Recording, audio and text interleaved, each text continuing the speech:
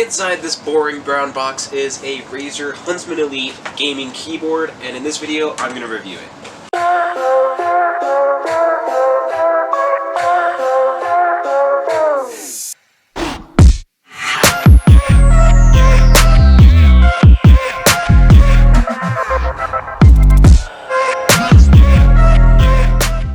So let's get started by opening this thing up. Grab my trusty knife here. And inside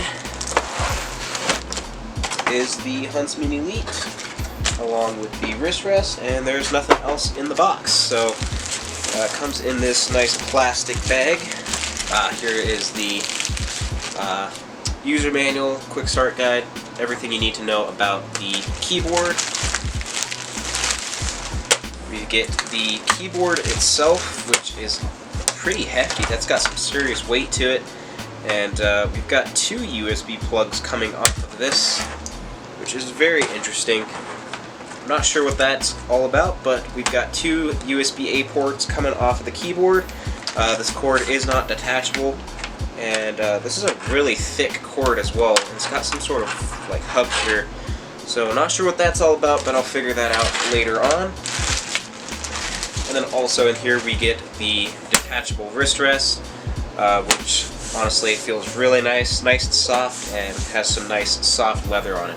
So the keyboard itself looks very nice. It feels super high quality, super sturdy. We've got a metal kind of deck here, plate, whatever, underneath the keys, which feels very nice. It's got a volume knob off to the left here, as well as a mute button. And we've got some different function keys here as well, such as play, pause, skip, rewind. As far as the switches, these are the Razer purple switches, so I'm going to do a sound test real quick.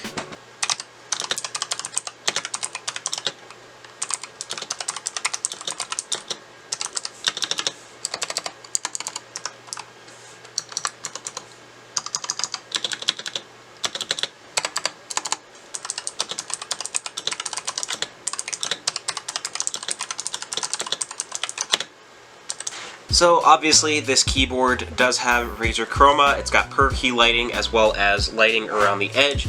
And what's really cool about this keyboard that I really like is there is these contacts right here and these contacts on the wrist rest as well.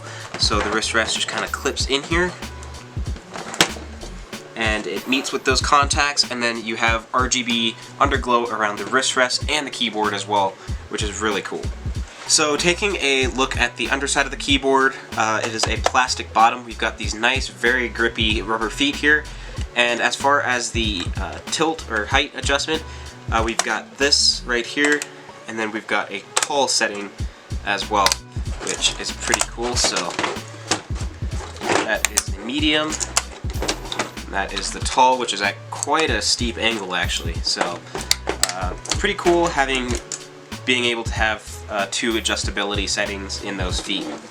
So now I've got the Huntsman Elite connected to my test bench here, and I figured out what the second USB is. So the one USB cord is for main keyboard functions. So with one USB you have the basic Chroma RGB lighting and keyboard functionality. And then if you want the full lighting, you have to plug in both USB ports, and then the edge lighting or underglow, whatever you want to call it, also lights up. So it's kind of interesting having to have two USB ports. I'm not exactly sure why they had to do that, and I'm not sure why it has to be such a thick cable. It's kind of weird. It's not something I really like, just because that's going to take up two USB ports just for your keyboard. So that's definitely a downside on this thing. One thing that is actually really cool about this keyboard, though, that I've never seen on any other keyboard, is when you press the function key, all the RGB turns off, and then it highlights your function keys up at the top, like what you can enable or disable, and then it'll be indicated. So let's say I turn on game mode, that's indicated by a little LED over here on the right. I turn on my macro functions, that turns that light on right there. And it's just kind of cool. It's really satisfying to press that, and it just highlights your function keys. So there are a couple of really cool things inside Razer Synapse. First of all, you do have onboard profiles for this keyboard, so you can have different functions and profiles set up that are stored on the keyboard itself, which is really cool. You also have all the lighting settings. Obviously, you can adjust the brightness over here or completely turn the lighting off. You can choose when to switch off the lighting, so when your computer goes to sleep or if it's idle after a certain amount of minutes.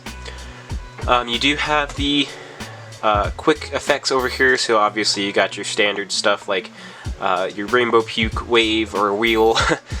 You can choose the direction it's going down here, and then you can apply it to other Chroma devices as well, so everything's synced up. And then you can install Chroma Studio, so you can do those like custom RGB effects and stuff, which is really cool. Personally, I like the wave because, I don't know, I feel like it's a classic Razer thing. This is the wave effect. You also have like an audio meter effect, breathing, and you can choose all sorts of different colors for these as well. You've got fire effect, which is actually also a pretty cool one. You've got the reactive, which I think is pretty cool, so it kind of stays on the key that you type for a little while. We've got the ripple effect, which is, again, another one of my favorites. I just think it looks really cool, where you tap on a key and it kind of ripples out from it. Again, you can choose the color, so I can choose red here, and now it'll change the breathing effect here to red. You have static colors as well, so if you just want to have like blue or something, for example, you can do that. Tons of different options, and again, you can install Chroma Studio where you can actually do custom effects and stuff, which is really cool. That's really something I love about Razer Synapse and their Chroma products. So guys, that is a review of the Razer Huntsman Elite. This is honestly a really great keyboard. The build quality is outstanding. Obviously it's a Razer product, so build quality is pretty amazing when it comes to them. The switches feel great. These are again, the purple switches, so they are clicky. I personally really love a clicky switch, but this keyboard is also offered with red switches, which are quite a bit quieter, and they are more precise when it comes to the actuation of the key. Other than that, the keyboard does have a few drawbacks, such as the dual USB. I think that's a huge issue. Your keyboard should not have to take up 2 USB ports, but it's kind of unfortunate. But other than that, keyboard's build quality is great, feels amazing, looks amazing. So thank you guys so much for watching, and I will catch you guys in the next one.